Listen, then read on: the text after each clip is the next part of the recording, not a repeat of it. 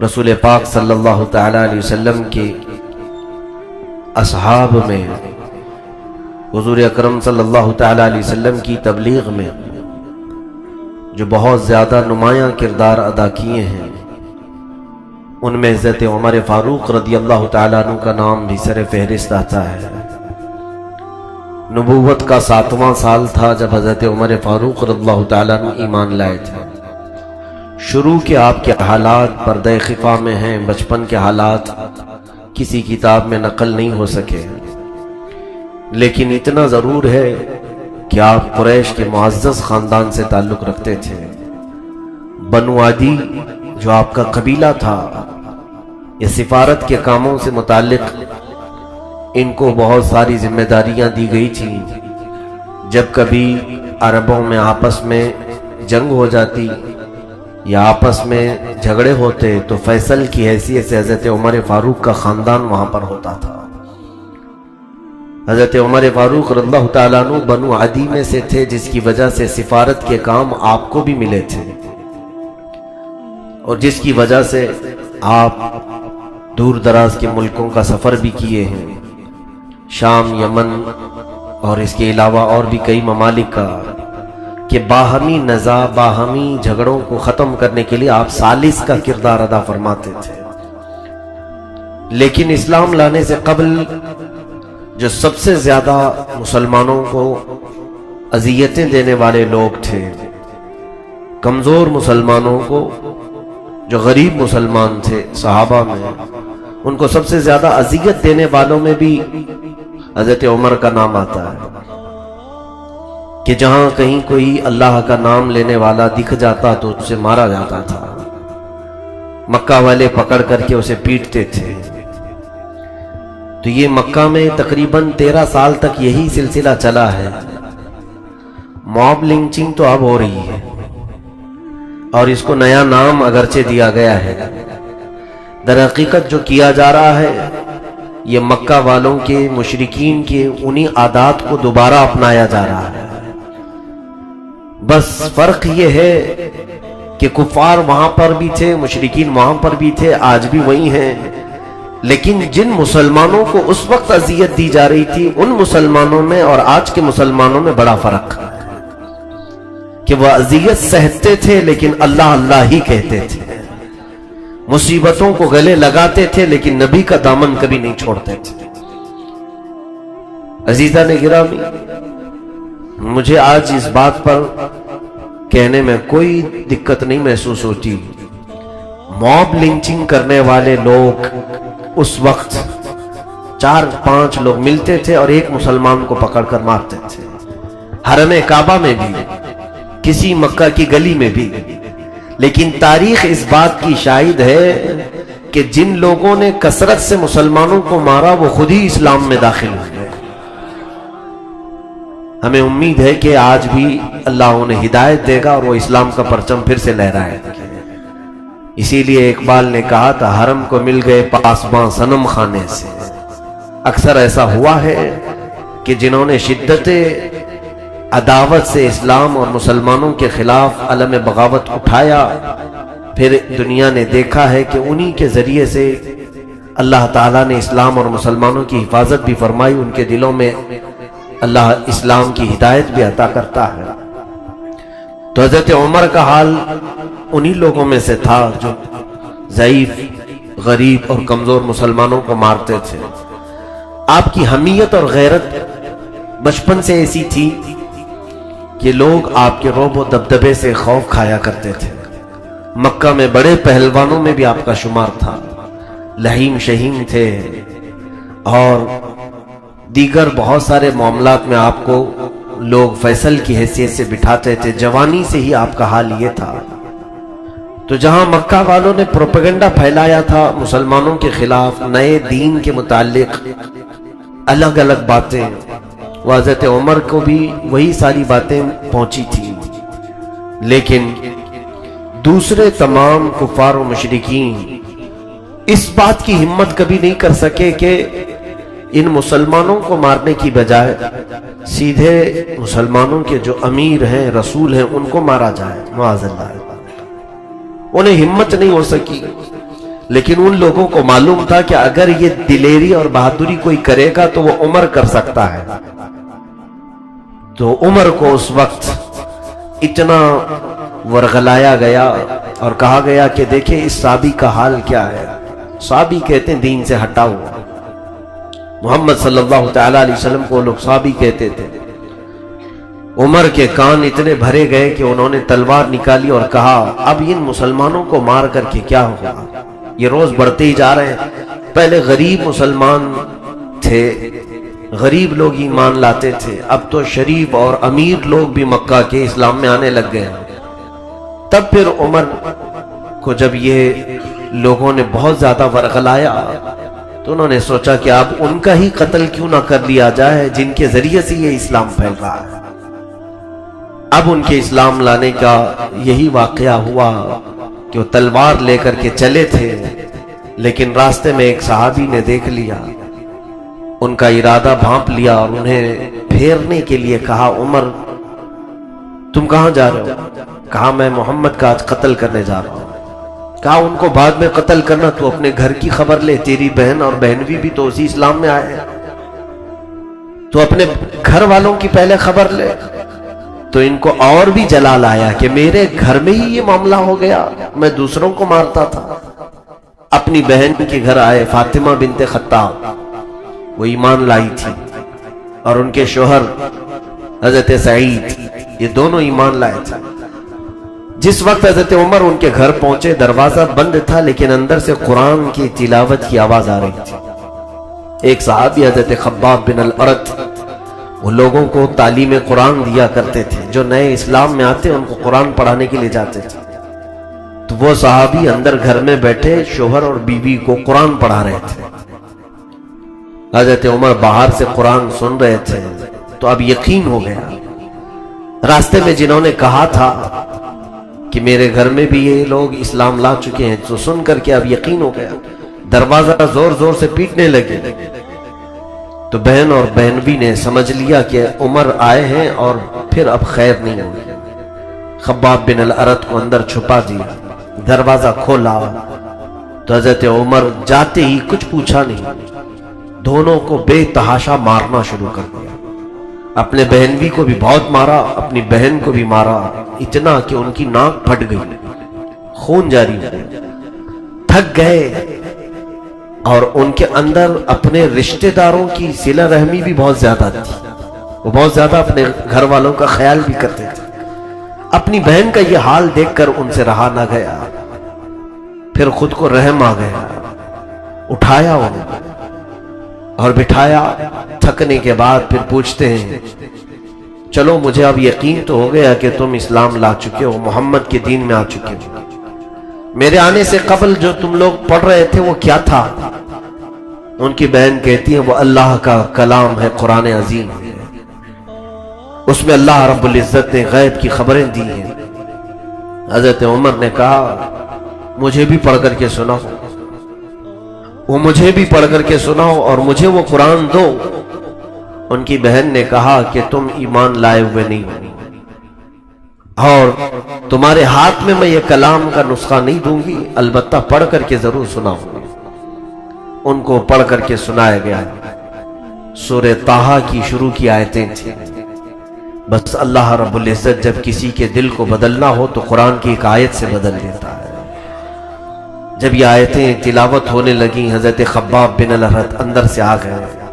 ان کی آواز میں غضب کی شیرینی تھی. قرآن انہوں نے پڑھ کر کے سنایا. کافی دیر تک حضرت عمر کہتے تھے کہ اور سناؤ اور سناؤ اور سناؤ. واللہ ان فی ھذا الکلام لحلاوہ، قسم خدا کی اس کلام میں ایک عجیب سی شیرنی ہے، ایک عجیب سی مٹھاس ہے. اس کے بعد دیکھا ان کی بہن نے، وہ فاطمہ بنت خطاب نے، کہ عمر نے جب آنکھیں کھولی تو ان کی آنکھوں میں بہت آنسو تھے اور ان کے رخسار پر آنسو نکل کر کے بہہ رہے تھے. یہ وہ کلام معجز ہے جو سخت دل کو بھی نرم کر دیتا ہے. یہ اللہ کا وہ کلام ہے جس کی تاثیر ہے. حضرت عمر نے کہا کہ میں جاتا ہوں محمد صلی اللہ علیہ وسلم سے براہ راست یہ کلام کے متعلق پوچھوں گا. اور ان سے میں سوال کروں گا کہ یہ دین آخر ہے کیا؟ فاطمہ بنت خطاب ان کی بہن نے کہا عمر اللہ تیرا بھلا کرے، تو جا ایک بار ان سے مل تو لے۔ اب تک حضرت عمر کا سامنا نہیں ہوا تھا، صرف مسلمانوں کو پکڑ کر کے مارتے تھے۔ حضور صلی اللہ علیہ وسلم سے سن بھی لیتے کہ دین ہے کیا۔ ادھر حضرت عمر نکلے، ادھر رسول کریم صلی اللہ علیہ وسلم صحابہ کے ساتھ بیٹھے ہوئے تھے۔ اس وقت زیادہ صحابہ نہیں تھے، 39 صحابہ، 39 لوگ تھے۔ اتنوں کے بیچ میں اس میں سے بھی چند لوگ تھے۔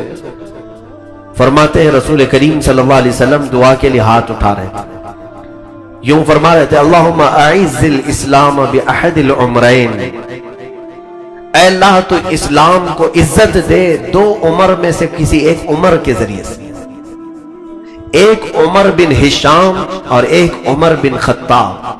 مکہ میں دو عمر بہت مشہور تھے۔ عمر بن ہشام لوگ نام سن کر کے شاید نہیں پہچانیں گے، لیکن اس کا جب لقب کہا جائے ابو جہل تو ہر کوئی پہچانتا ہے۔ ابو جہل کا اصل نام عمر بن ہشام تھا، اور دوسرا عمر ابن خطاب۔ یہ دونوں عمر مشہور تھے مکہ میں۔ رسول کریم صلی اللہ تعالی علیہ وسلم دعا کے لیے ہاتھ اٹھائے ہوئے ہیں صحابہ کی مجلس میں کہ دو عمر میں سے کسی ایک عمر کے ذریعے سے اسلام کو تو عزت عطا فرما۔ صحابہ نے آمین کہا۔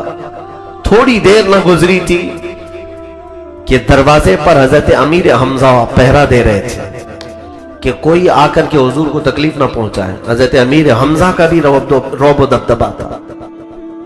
حضرت عمر کو تلوار لے کر کے تیزی سے آتے ہوئے دیکھا تو صحابہ نے کہا کہ عمر آ رہے ہیں، اور یہ عمر کے جب آنے کے حالات دیکھے صحابہ نے کہا کہ یہ بے قابو ہو جاتا ہے، اس کو کون قابو میں کرے گا؟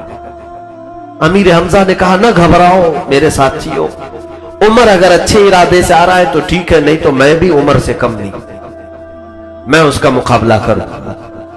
اسی اثنا میں حضرت عمر دروازے پر آئے تو امیر حمزہ نے ان کا راستہ روک لیا، پوچھا کہ کیوں آنا ہوا، کس لیے آئے ہو؟ حضرت عمر نے کہا یہ تلوار محمد صلی اللہ علیہ وسلم کے حوالے کرنے آئے، تلوار لٹکا کر کے آئے تھے لیکن وہ تلوار حضور کے حوالے کرنے آئے تھے۔ حضرت امیر حمزہ نے راستہ کشادہ کیا، حضور پاک صلی اللہ تعالی علیہ وسلم کی بارگاہ میں آئے، ایسے بیٹھے کہ سب سے زیادہ قریب ہو کر کے آپ کے گھٹنے حضور کے گھٹنوں کے قریب آ گئے۔ اللہ کے حبیب صلی اللہ تعالی علیہ وسلم سے انہوں نے دو تین باتیں پوچھی۔ حضور اکرم صلی اللہ علیہ وسلم جب قرآن پڑھنے لگے تو بے تحاشا عمر رونے لگے، کہا اتنے سال میں کس غفلت میں تھا، اتنے سال میں کون سی جہالت میں تھا۔ اور اندازہ کرو میرے عزیزو، آج 14 صدیوں کے بعد کوئی اچھی آواز والا قاری قرآن پڑھتا ہے تو ہماری آنکھیں بھیگ جاتی ہیں، جبکہ ہم عجم ہیں، ہم عجمی لوگ ہیں، عربی سمجھتے نہیں ہیں۔ عربی جسے نہیں سمجھ میں آتی ہے اس کا دل ہل جاتا ہے۔ جو اہل عرب ہوں گے، جن کی مادری زبان عربی ہو، جن کی زبان میں قرآن اترا ہو، ان کے سامنے قرآن تلاوت ہو رہا ہو اور وہ بھی صاحب قرآن نے تلاوت کیا ہو، محمد رسول اللہ صلی اللہ علیہ وسلم نے، تو ان کے دل تو ہلنا ضروری ہے۔ حضرت عمر نے اسی وقت اپنی گردن حضور کے حوالے کر دی، کہا اشہد ان لا الہ الا اللہ واشہد ان محمد رسول اللہ صلی اللہ علیہ وسلم۔ صحابہ نے اس وقت ایک بہت بلند نعرہ لگایا، پورے مکہ والوں نے اس وقت اس نعرے کی گونج سنی، حضرت عمر کے اسلام لانے کی خوشی میں، اور صحابہ نے مبارکبادی دی، اے عمر مبارک ہو تجھے، رسول اللہ کی دعا تمہارے حق میں قبول ہو گئی۔ حضور نے دو عمر میں سے کسی ایک عمر کے ذریعے سے اللہ کی بارگاہ میں یہ التجا کی تھی کہ اسلام کو عزت بخشے، وہ رسول پاک کی دعا تیرے حق میں قبول ہو گئی۔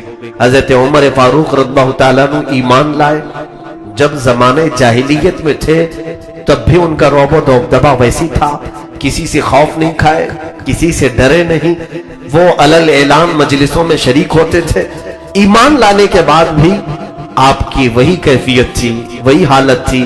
رسول کریم صلی اللہ علیہ وسلم سے آپ نے یہی سوال کیا کہ ہم ایمان لائے ہیں، اسلام لائے ہیں، تو اب کفر و شرک کا مقابلہ بھی کریں گے۔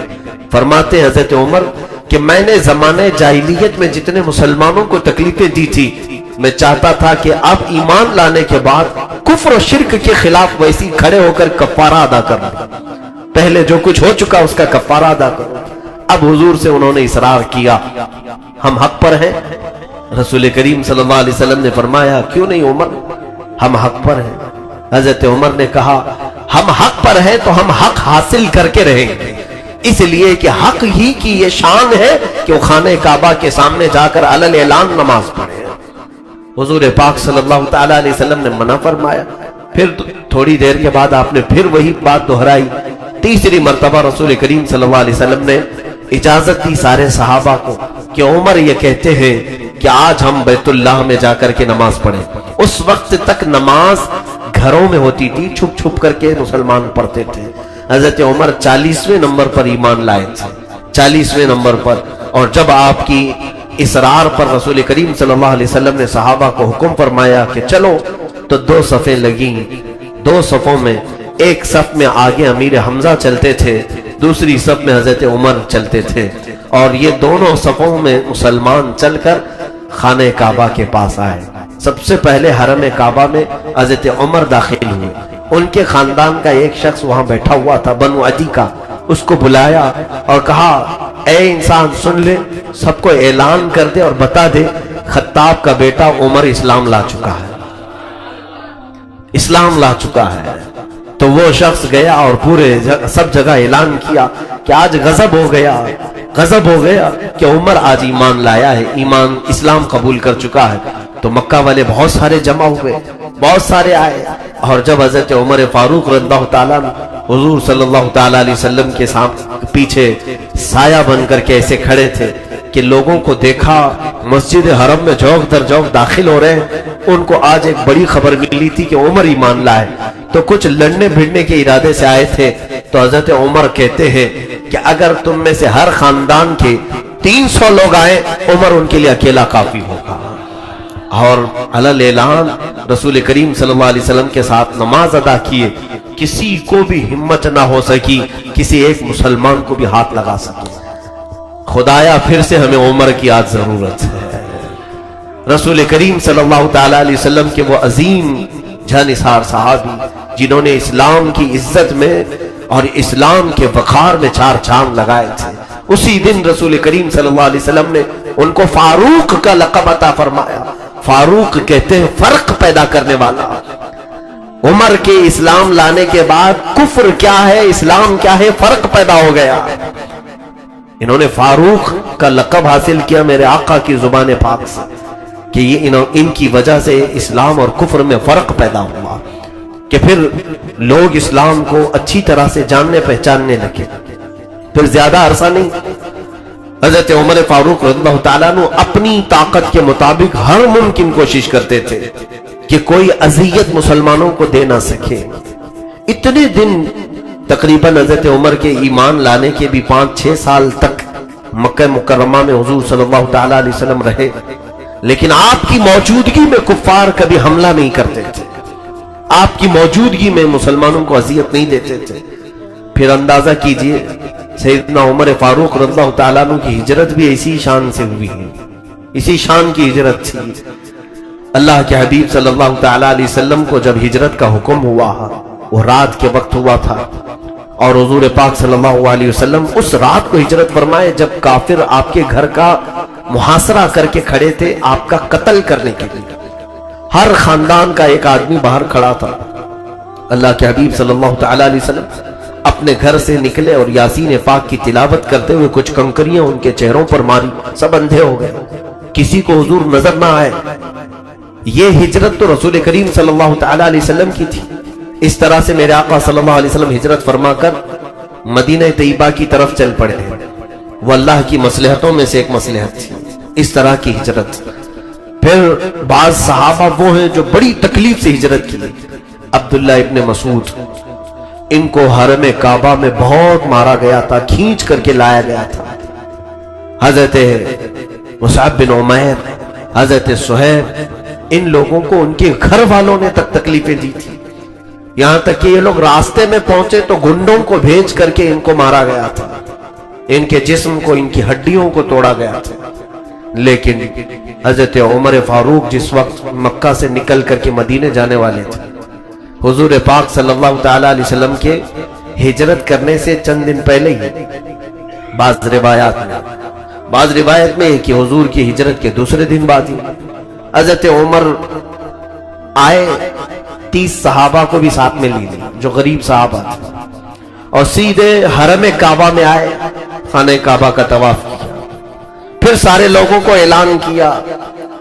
ایک شخص وہاں پر بیٹھا تھا بنو عدی کا، اس سے کہا کہ اے مکہ کے قریش خاندان سے تعلق رکھنے والے، جا پھر قریش کو اعلان کر دے کہ آج عمر بن خطاب مکہ چھوڑ کر مدینے جا رہا ہے،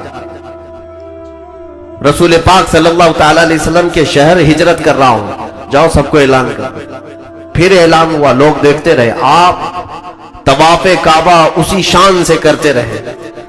دوسرے لوگوں نے تو اپنی جائیدادیں وہاں چھوڑ دی تھی مکہ میں۔ حضرت عمر نے کہا میں ایک ایک پائی یہاں سے لے کر کے جاؤں گا، میرا جو حق ہے اس پر کوئی قبضہ نہیں جما سکتا۔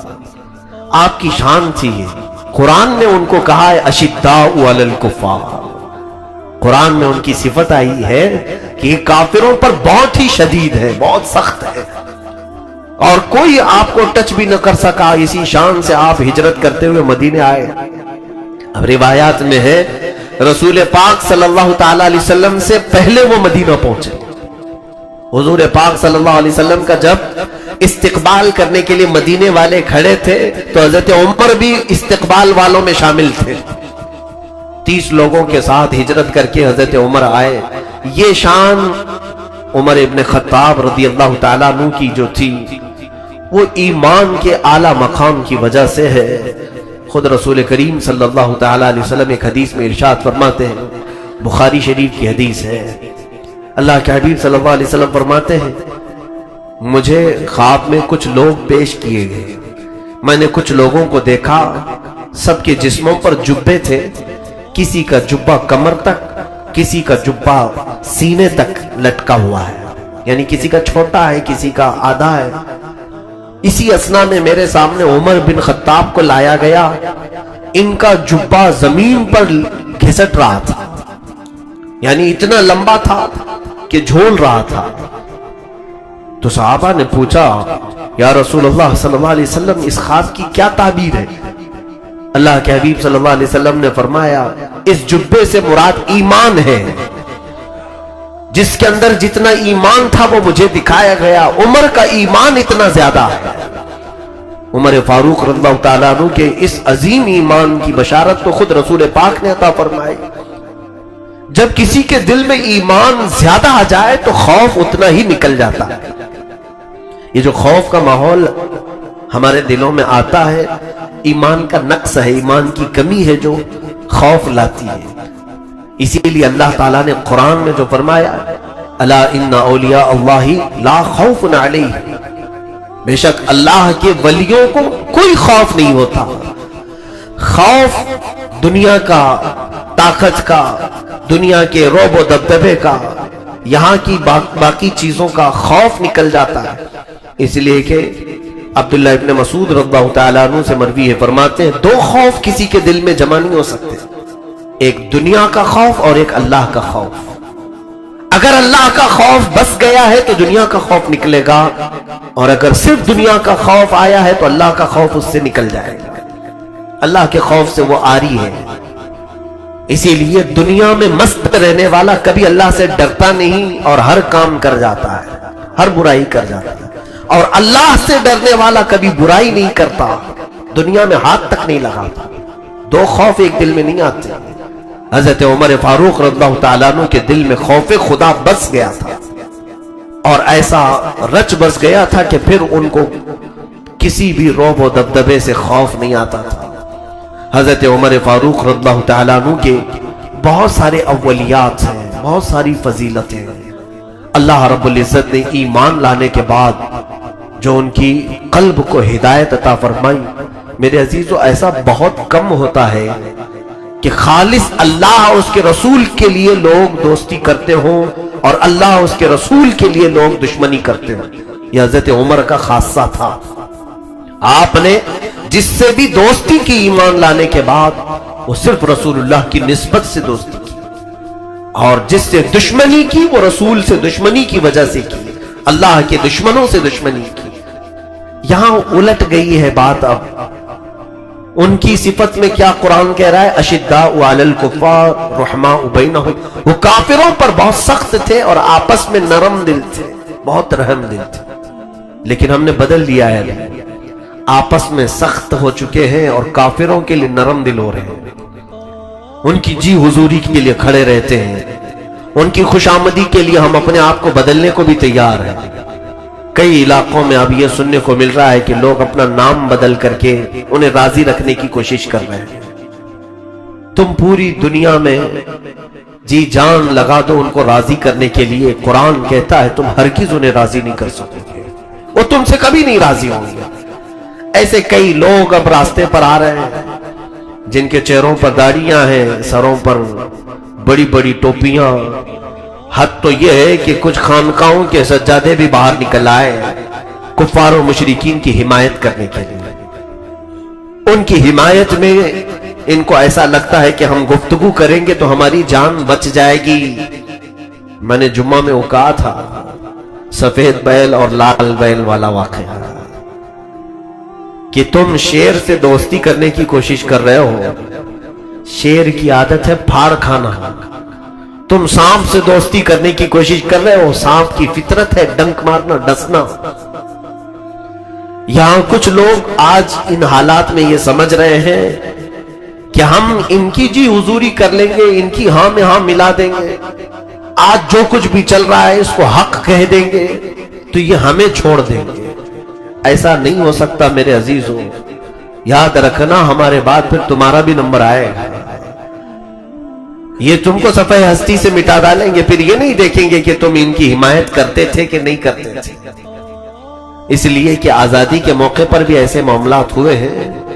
کچھ علماء انگریزوں کی حمایت میں فتوے دیے تھے، ان کو ذل اللہ کہا تھا. ذل اللہ کا مطلب ہوتا ہے یہ اللہ کا سایہ ہے. ان انگریزوں کے متعلق کچھ علماء کہتے تھے کہ ان کے خلاف بغاوت مت کرو، یہ بہت عدل کرنے والے لوگ ہیں. دیکھو انہوں نے ٹرینیں بنا دی ہیں، انہوں نے پٹریاں بچھا دی ہیں، انہوں نے عمارتیں کھڑی کر دی ہیں. ان کی فضیلت میں کچھ تقریریں ہوتی تھی اس وقت، لیکن ہوا کیا؟ ان کی فضیلت میں بیان کرنے والے بچ گئے نہیں. جب علماء اہل سنت کو تختہ دار پر چڑھایا جا رہا تھا تو بعد میں پھر یہ ان کی بولی بولنے والوں کو بھی قتل ہونا پڑا، مصیبتوں کا سامنا کرنا پڑا. تو آج میں یہ کہتا ہوں کہ عمر جیسا ایمان لاؤ کہ اگر دوستی ہو تو اللہ اس کے رسول کی وجہ سے ہو، اور دشمنی ہو تو اللہ اس کے رسول کی وجہ سے ہو. ذاتی چیزیں داخل نہ ہونے پائے. سیدنا عمر فاروق رضی اللہ تعالیٰ عنہ کی چند باتیں میں آپ کو بتا دوں. حضرت بلال حبشی رضی اللہ تعالیٰ عنہ غلام تھے. غلامی میں انہوں نے اپنی زندگی کے بیشتر ایام گزار دیے. ان کا جو مالک تھا مکہ میں امیہ، جو حضرت بلال کو سخت اذیتیں دیتا تھا، اتنی اذیتیں کہ ان کا جسم پورا گل چکا تھا. ان کی پیٹھ پر اتنے داغ تھے جلانے کے، انگاروں پر سلایا گیا. اوباش بدماش لڑکوں کے ہاتھ میں رسی باندھ کر کے حضرت بلال کو دے دیتا تھا، اور وہ نوجوان بدماش قسم کے لوگ آوارہ بلال حبشی کو پیر میں رسی باندھ کر مکہ کی گلیوں میں کھینچتے تھے، لے کر کے جاتے تھے، گرم ریت پر سلایا جاتا تھا. یہ سب اذیتیں بلال حبشی نے برداشت کی. غلامی سے آپ کو جس وقت آزادی ملی وہ بھی سیدنا ابو بکر صدیق رضی اللہ تعالیٰ عنہ نے آزاد کروایا. حضرت ابو بکر صدیق کی کل آپ نے سیرت سماعت کی، اس میں ایک شوشہ یہ بھی تھا کہ آپ کثرت سے حضور صلی اللہ علیہ وسلم کے غلاموں کو کافروں کی غلامی سے آزاد کرواتے تھے. کافروں کی غلامی سے آزاد کر کے حضور کی غلامی میں ڈال دیتے تھے. یہ حضرت بلال حبشی ہیں، غلام ہیں، میرے عزیزوں دیکھیں آپ، حضرت عمر فاروق رضی اللہ تعالیٰ عنہ جب خلیفہ بنے اور آپ کی خلافت کا دور ابھی میں ذکر کروں گا، کیا روب و دبدبہ، کبھی کم نہیں ہوا آپ کا روب و دبدبہ، زمانے جاہلیت میں بھی، اسلام لانے کے بعد بھی، آپ کے خلیفہ بننے کے بعد بھی لوگ آپ کے چلتے پھرتے بھی خوف کھایا کرتے تھے۔ حضرت عمر تو ہمیشہ کندھے پر درہ لے کے چلتے تھے، کوڑا لے کے چلتے تھے، شریعت کے خلاف کوئی بات دیکھتے تو بازار میں ہی کوڑے لگانا شروع کر دیتے تھے۔ حضرت عمر کا جلال بھی تھا، خود رسول کریم صلی اللہ علیہ وسلم نے فرمایا میرا عمر جس راستے سے گزرتا ہے اس راستے پر شیطان نہیں آتا۔ جہاں تک حضرت عمر کی خوشبو جاتی تھی، چھاؤں نہیں ہوتی ہو، وہاں تک شیطان نہیں آتا تھا، دوسروں کی بات تو چھوڑے۔ تو اس عمر فاروق رضی اللہ تعالیٰ عنہ کا حال یہ تھا جو بات میں کہنے جا رہا ہوں، جب حضرت بلال حبشی کو بلاتے تھے تو یوں کہہ کر کے بلاتے تھے یا سیدنا بلال، اے ہمارے آقا بلال آ جائیے۔ وہ غلام تھے، حبشی غلام، زندگی انہوں نے غلامی میں کاٹ لی، اور اسلام لانے کے بعد، ایمان لانے کے بعد حضرت بلال کا ایسا کوئی بہت بڑا گھر نہیں تھا، بہت بڑی عمارت نہیں تھی، بہت بڑی ڈیوٹیاں، ذمہ داریاں نہیں تھی۔ جس طرح سے نارمل زندگی گزارنی تھی ویسی وہ زندگی گزار رہے تھے عام لوگوں میں، لیکن اس کے باوجود حضرت عمر جب ان کو بلاتے تھے یوں کہتے تھے یا سیدنا بلال، اے ہمارے آقا بلال آئیے۔ حضرت بلال کہتے تھے امیر المومنین آپ مجھے سیدنا کہتے ہیں، در حقیقت آپ ہمارے سیدنا ہیں، آپ ہمارے آقا ہیں۔ حضرت عمر کہتے تھے بلال میں تمہیں جو سیدنا کہتا ہوں وجہ یہ ہے کہ جو جسم میں تم نے اپنے داغ محبت رسول میں لیے وہ ہم نے بھی نہیں لی۔ حضور پاک صلی اللہ تعالیٰ علیہ وسلم کی محبت میں جو تم نے مشقتیں برداشت کی ہیں وہ ہم نے نہیں برداشت کی۔ تو یہاں سے پتہ چلتا ہے حضرت عمر کی محبت بھی تھی تو وہ حضور کی وجہ سے تھی، جو رسول کریم صلی اللہ علیہ وسلم سے ریلیٹڈ ہے اس کی بہت زیادہ قدر کرتے تھے حضرت عمر، اور محبت رسول کا یہی جلوہ دیکھنے کو ملتا ہے ہر جگہ پر۔ اسی لیے حضرت عمر رضی اللہ تعالیٰ عنہ کی یہ زبان میں ہے کہ جو رسول پاک صلی اللہ تعالیٰ علیہ وسلم کا ہو گیا وہ ہمارا ہے، اور جو ان سے بیگانہ ہوا اس سے ہمارا کوئی رشتہ ہی نہیں۔ جانتے یار جنگ بدر جب ہوئی، جنگ بدر میں اللہ رب العزت نے مسلمانوں کو فتح عظیم عطا فرمائی، اس میں حضرت عمر بھی تھے، 313 ہی لوگ تھے، لیکن 1000 سے زیادہ کافروں کو مار بھگایا، 140 لوگ، تقریباً 140 لوگ، 70 مارے گئے تھے اور 70 قیدی بن کر کے آئے تھے۔ 140 لوگوں کا نقصان تھا ان کافروں کا، جو 70 قیدی بنا کر کے لائے گئے تھے۔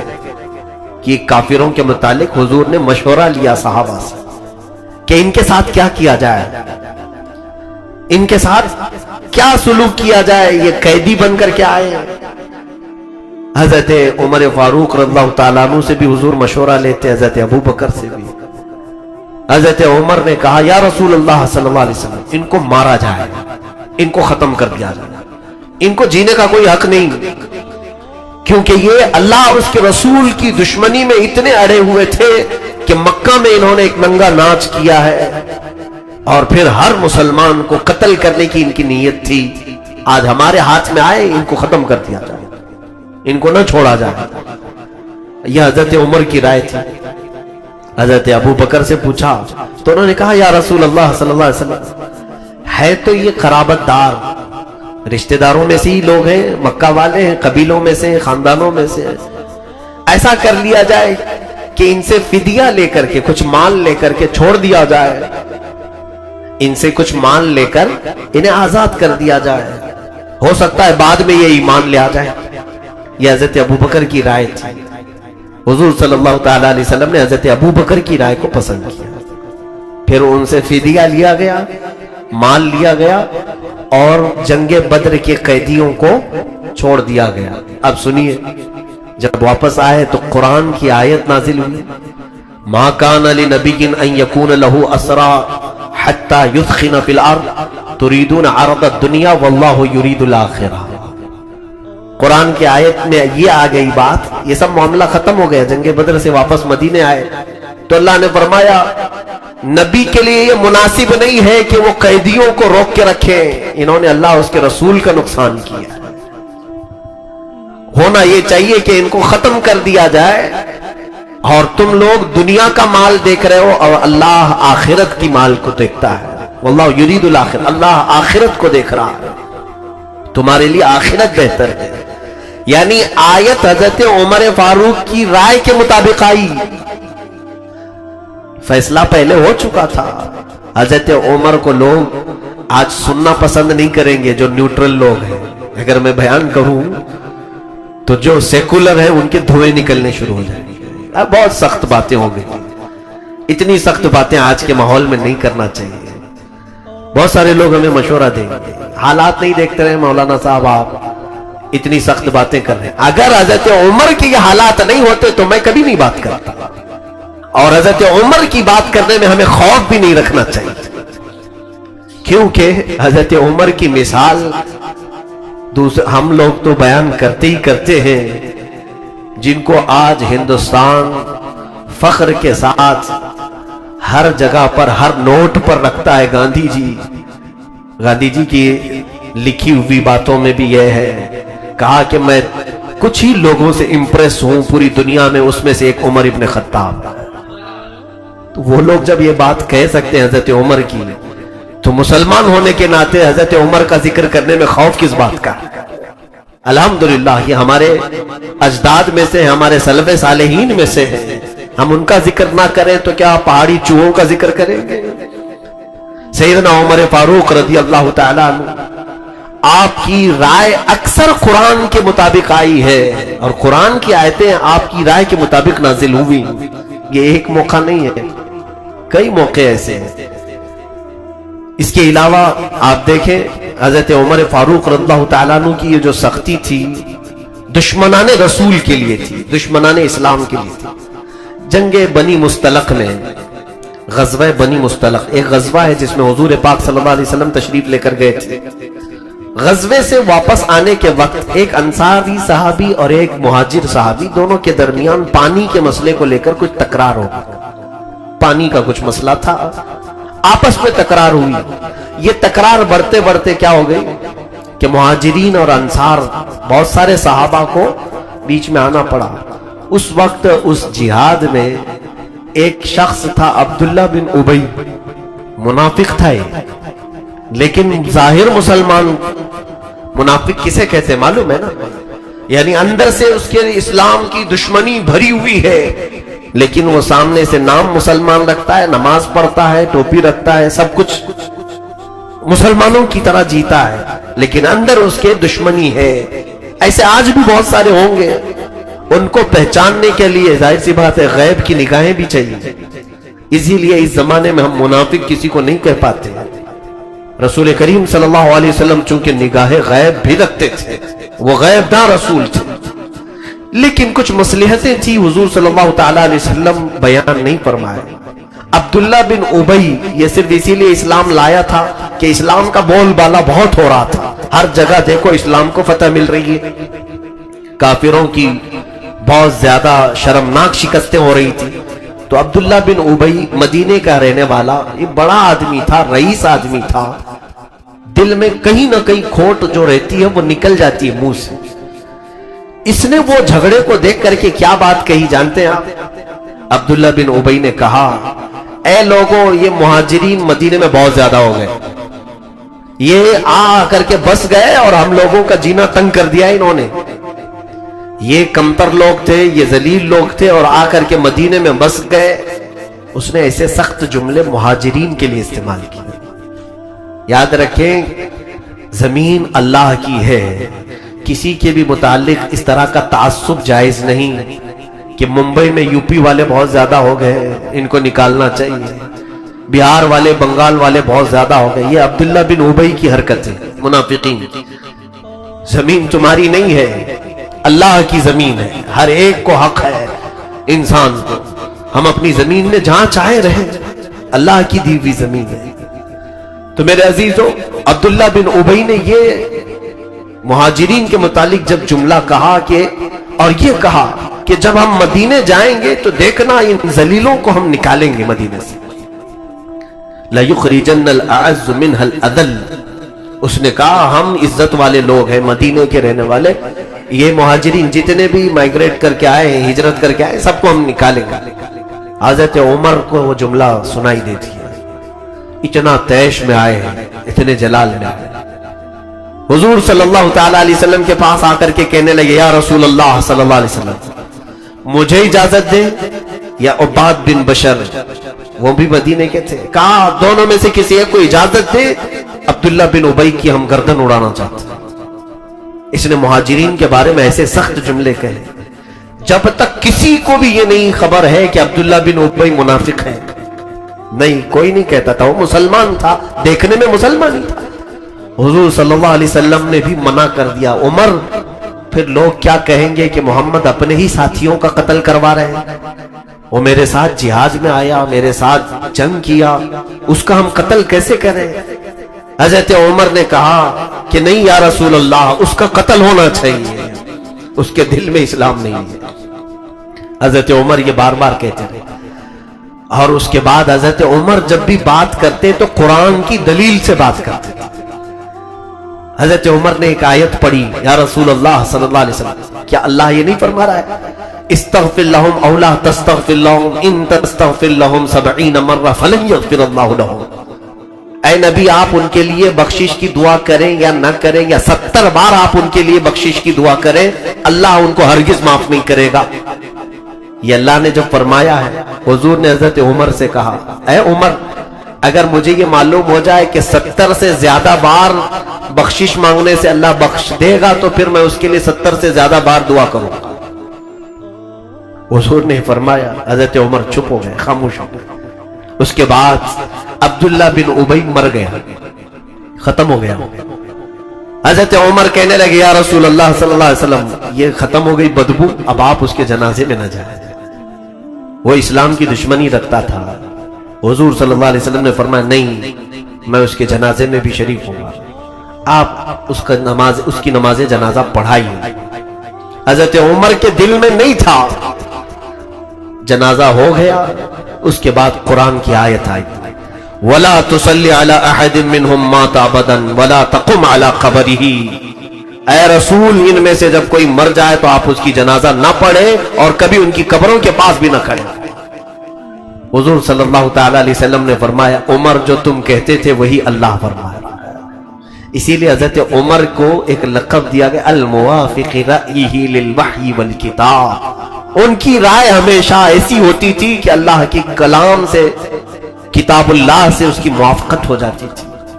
اللہ تعالیٰ عمر کی رائے کے مطابق کئی آیتیں نازل فرمایا ہے، یہ ایک موقع ہے۔ اس کے علاوہ اور بھی کئی معاملات ہیں جہاں حضرت عمر فاروق رضی اللہ تعالیٰ عنہ نے کہا، جیسے ازواج مطہرات، حضور صلی اللہ تعالیٰ علیہ وسلم کی بیویاں، صحابہ حضور کے گھروں میں جایا آیا کرتے تھے، کوئی بھی چیز۔ حضرت عمر کی غیرت الگ تھی، آپ کا مزاج الگ تھا، کہا حضور کی بیویاں عام بیویوں کی طرح نہیں ہیں، حضور کی ازواج مطہرات عام عورتوں کی طرح نہیں ہیں، ہماری سب کی عورتوں کی طرح کچھ تو خصوصیات ہونا چاہیے۔ تو حضرت عمر نے کہا میرا دل یہ چاہتا ہے کہ اے صحابہ حضور کی ازواج مطہرات کے ساتھ اس طرح بلا روک ٹوک گھروں میں آیا جایا نہ کرو، وہ رسول پاک کی ہم فراش ہیں، رسول کریم صلی اللہ علیہ وسلم کی گھر والیاں ہیں۔ کوئی حکم ایسا نہیں تھا لیکن حضرت عمر کا خیال ایسا تھا۔ اسی رات کو اللہ نے آیت نازل فرمائی وَإِذَا سَأَلْتُمُوهُنَّ مَتَاعًا فَاسْأَلُوهُنَّ مِنْ وَرَاءِ حِجَابٍ۔ اے ایمان والو جب تم نبی کی بیویوں سے کوئی چیز مانگو بھی تو پردے کے پیچھے سے مانگو۔ اور پھر اللہ نے قرآن میں آیت نازل فرمائی یا نساء النبی لستن کأحد من النساء، اے نبی کی بیویوں تم عام عورتوں کی طرح نہیں ہو۔ حضرت عمر یہی کہتے تھے اور قرآن کی آیت آ گئی۔ اور اس کے بعد ایک دو نہیں میرے عزیزوں، کئی معاملات میں سیدنا عمر ابن خطاب رضی اللہ تعالیٰ عنہ کی رائے قرآن کے موافق رہی۔ اس لیے رسول کریم صلی اللہ تعالی علیہ وسلم ہر مشورے میں حضرت عمر کو ساتھ رکھا کرتے تھے، بہت سارے معاملات میں آپ سے پوچھا کرتے تھے، اور لوگ ان کی سختی کو بیان کر رہے ہیں، آج کہہ رہے ہیں کہ وہ بہت زیادہ سخت تھے۔ میں کہتا ہوں اتنے ہی سخت اگر تم ہو جاؤ تو دنیا سب نرم ہو جائے گی، ساری چیزوں کی نرمی خود بخود آ جائے گی اللہ کے لیے اور رسول اللہ کے لیے، یہ معیار ہونا چاہیے۔ اب میں آپ کو ایک اور ایسی بات بتاتا ہوں جو ہم سب سے جلدی نہیں ہو پائے گا، ہم سب سے ایسا نہیں ہو پاتا ہے، لمبی حدیث ہے، اس کو میں نے تفسیر میں کئی مرتبہ عرض کیا ہے، آج حضرت عمر فاروق کی مجلس ہے اس لیے عرض کر رہا ہوں۔ جنگ بدر میں کئی کافر مارے گئے تھے، اس میں صفوان بن امیہ، صفوان نام کا ایک شخص مکہ کا، اس کا باپ قتل ہوا تھا، امیہ مارا گیا تھا، اور وہ مکہ کا بڑا آدمی تھا، پیسے والا تھا، وہ بہت زیادہ دشمنی میں گھوم رہا تھا، مسلمان کمزور تھے، چھوٹے تھے، مکہ چلے گئے، اب دیکھو انہوں نے تو ہمارے باپ داداؤں کو بھی مار دیا۔ اسی اسنا میں مکہ میں ایک اور شخص تھا، عمیر بن وہب، جس کو شیطان قریش کہتے تھے لوگ، قریش کا شیطان۔ جنگ بدر کی آگ بھڑکانے میں عمیر بن وہب کا بہت زیادہ ہاتھ تھا۔ عمیر بن وہب، اس کا بیٹا قیدی ہو چکا تھا حضور کے پاس، بیٹا یہاں پکڑا گیا ہے اور حضور چھوڑ نہیں رہے تھے کیونکہ فدیہ دیا نہیں تھا، تو یہاں مدینے میں وہ قیدی بنا کر کے رکھا گیا تھا۔ عمیر بن وہب کو اپنے بیٹے کی فکر تھی اور صفوان کو اپنے باپ کی فکر تھی، بات سمجھ میں آ رہی نا؟ اب جب دونوں دشمنوں کا ایک ہی کاز ہو، ایک ہی مقصد ہو، تو جلدی دوستی بھی ہو جاتی ہے۔ صفوان نے دیکھا کہ عمیر اپنے بیٹے کی تلاش میں ہے کہ کسی بھی طرح سے مدینے سے یہ چھوٹ کر کے آ جائے اور مجھے میرے باپ کا بدلہ لینا ہے۔ عمیر پیسوں سے کم آدمی تھا، تو اس نے سوچا کہ کیوں نہ اسی کو میں تیار کر کے محمد کے قتل کے لیے بھیج دوں۔ تو صفوان آیا، عمیر کو کہا کہ عمیر تیرے اوپر کتنے لوگوں کا قرضہ ہے؟ کہا فلاں کا فلاں کا فلاں کا قرضہ ہے۔ کہا خرچہ کیسے چل رہا ہے؟ کہا بڑی تنگ دستی ہے، بیٹا بھی محمد نے قید کر کے رکھا ہے۔ تو صفوان نے گلے میں ہاتھ ڈالا اور لے جا کر کے حتیم کعبہ کے اندر، کعبہ کی جو سائیڈ کی جو دیوار ہے اس کو حتیم کہتے ہیں، اندر بیٹھ کر کے پرسنل میٹنگ کی۔ صفوان نے یہ کہا دیکھ تیرے سارے قرضے میں ادا کر دوں گا، مکہ میں جس کے تو نے قرض لیے سب دے دوں گا، ایک شرط ہے۔ کہا کیا؟ میں ایک تلوار دیتا ہوں، یہ تلوار کو زہر میں بجھا کر تو محمد کا قتل کر کے آ جا، تیرے سارے قرضے میں چکا دوں گا، اور پھر تجھے جتنا پیسہ چاہیے وہ بھی دے دوں گا۔ کیوں؟ اس لیے کہ میرے باپ کو محمد کے ساتھیوں نے بدر میں قتل کیا ہے۔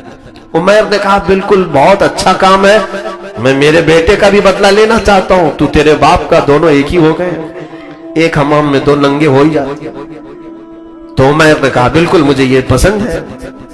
اس کے بعد عمیر بن وہب تلوار لیا، زہر میں بجھایا اور لے کر کے نکل آئے۔ کہاں پر؟ مدینے آئے، تلوار لٹکا کر کے۔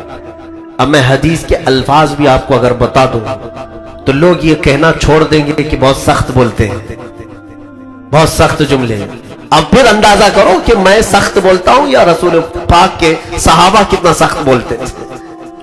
ہم وہی بولی بولیں گے جو رسول پاک کے صحابہ بولتے تھے، وہ دنیا کی سب سے اچھی بولی ہوگی۔ سنیے، جب عمیر بن وہب آیا مدینے میں تلوار لٹکا کر کے، رسول پاک صلی اللہ علیہ وسلم مسجد نبوی میں تھے، لیکن اتفاق ایسا کہ دروازے کے باہر حضرت عمر ابن خطاب چند صحابہ کے ساتھ کھڑے تھے، باہر کھڑے تھے۔ تو جیسی حضرت عمر کی نظر عمیر بن وہب پر پڑی، تلوار لٹکائی، اکیلا آ رہا ہے، حضرت عمر جلال میں آ گئے، کیونکہ جانتے ہیں پوری جنگ بدر بھڑکانے والا یہی تھا۔ جنگ بدر میں بھاگ کے گیا، اس کا بیٹا قیدی تو ہے۔ فوراً حضرت عمر نے کیا کہا جانتے ہیں؟ خذوا ھذا الکلب، پکڑو اس کتے کو۔ یہ الفاظ کس کے ہیں؟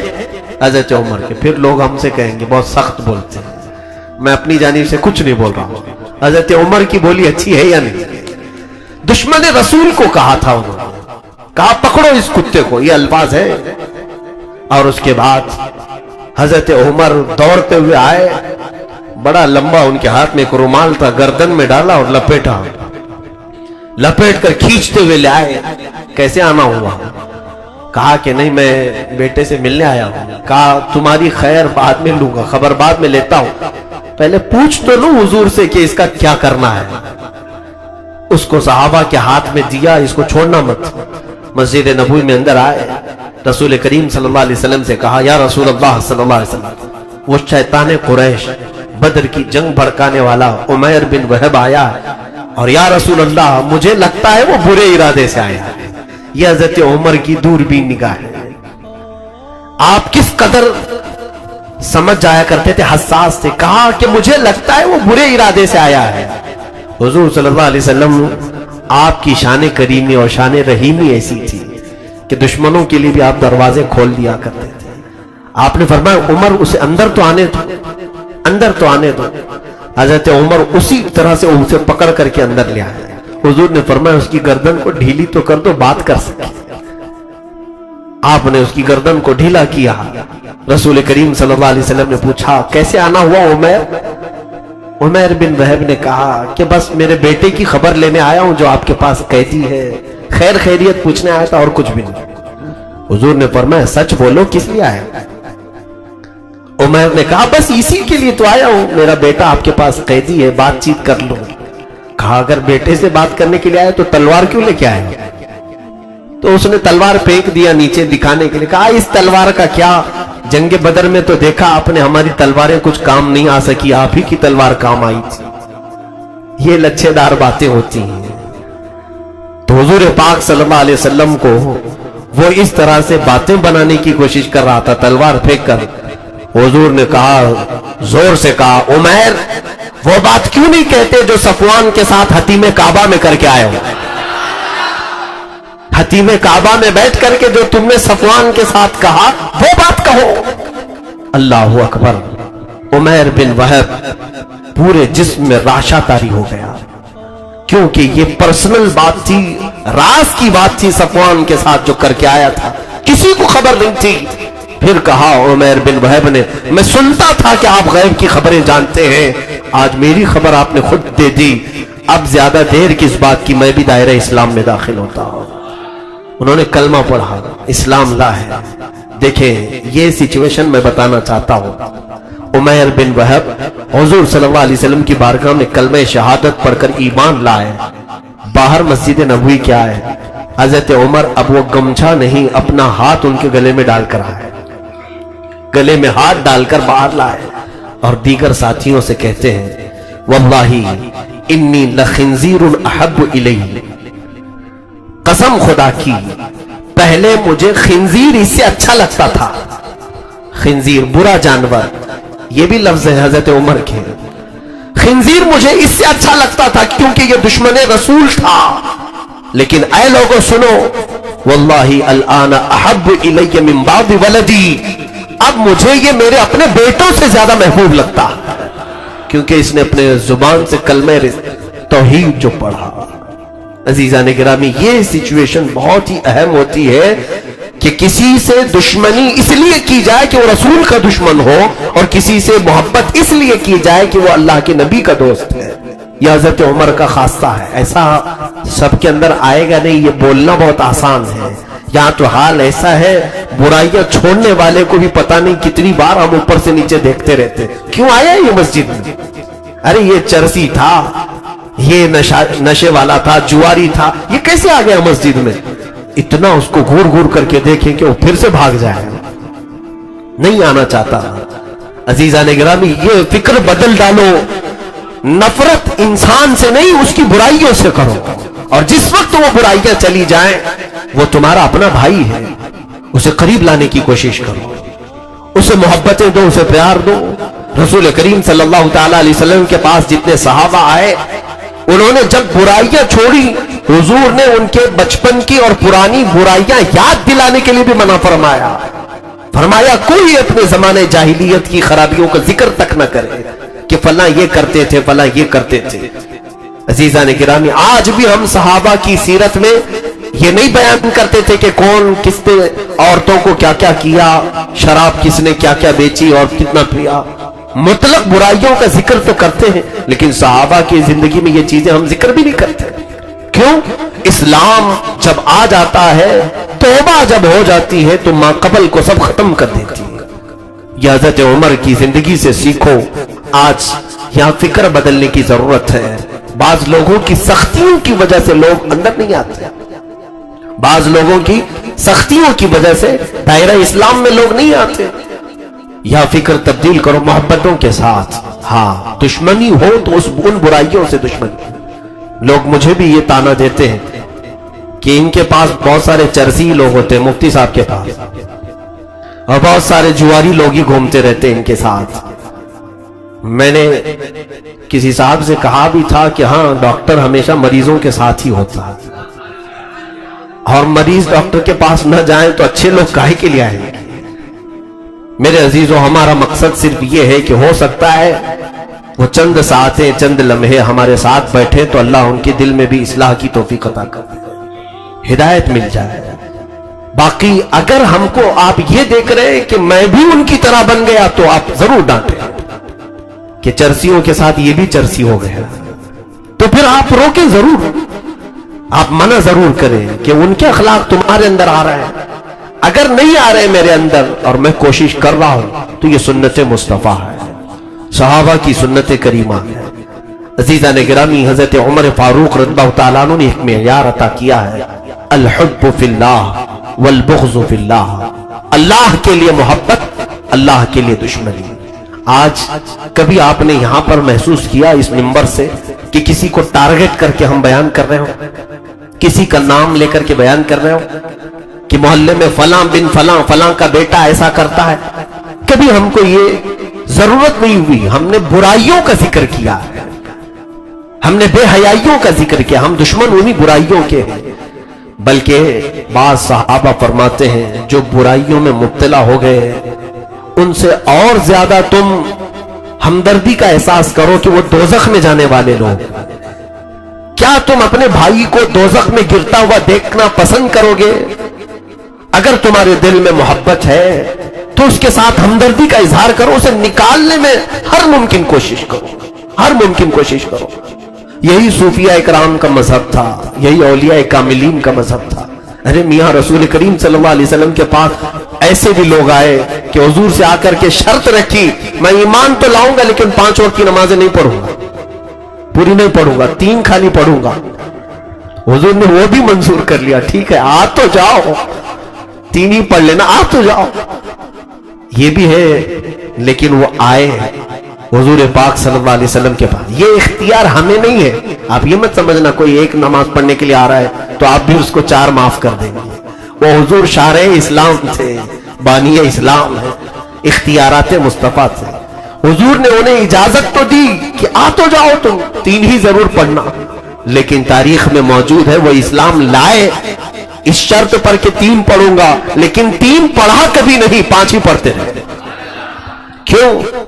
اس لیے کہ جس وقت محبت رسول آ جاتی ہے دل میں، پھر ایک محبت کرنے والے کو ایک ایسے گوارا ہو کہ محبوب 5 پڑھ رہا ہو اور محب 3 کیسے پڑھے. ادائیں خود بخود منتقل ہو جاتی ہیں. اسی لیے عزیزان گرامی، سختی برائیوں کے ساتھ کریں اور ان لوگوں کو کسی بھی طرح سے مجال دیں، یعنی میدان دیں کہ لوگ اصلاح کی طرف آئیں، ہدایت کی طرف آئیں. عزیزان گرامی، سیدنا عمر ابن خطاب رضی اللہ تعالیٰ عنہ کی یہ جو خاصیت ہے یہ مجھے سب سے عزیز لگتی ہے، بہت پیاری ہے کہ دشمنان رسول کے ساتھ شدت کا برتاؤ، سختی کا برتاؤ.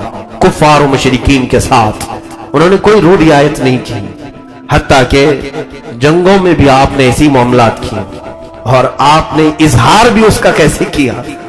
دیکھیں آپ کی خلافت میں کتنی فتوحات ہوئی ہیں اس کا اندازہ بھی مشکل ہے. آپ کی 10 سالہ خلافت میں اتنی فتوحات ہوئی کہ اگر میں گنانے لگ جاؤں تو کم از کم 2 گھنٹے لگیں گے. ان کی صرف جنگوں کے نام گناؤں. کوئی کیسر و کسرا، یہ 2 بادشاہوں کی بہت چلتی تھی، یعنی اس زمانے کے امریکہ اور رشیا، اور ہر ایک پر اپنی دادا گیری چلاتے بھی جیسے آج چلاتے ہیں. لیکن ان کی داداگیری سیدنا عمر فاروق کے سامنے چل نہیں سکی. حضرت عمر فاروق رضی اللہ تعالیٰ عنہ نے فتوحات کا سلسلہ جب طویل کیا تو ان کو بھی پیغام بھیجا قیصر اور کسریٰ کو کہ اب تمہاری باری ہے، عمر کی فوج تمہارے ملک میں بھی آنے والی. پہلے تو وہ لوگ کہتے تھے مذاق ہے یہ، کہاں مدینے کے چند لوگ کہاں قیصر و کسریٰ کی بات کرتے ہیں. دنیا بھر کا سونا اکٹھا کر کے وہ کرسیاں بنائے تھے.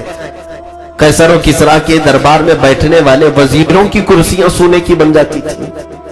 تو پھر کتنا مال جمع کیا تھا.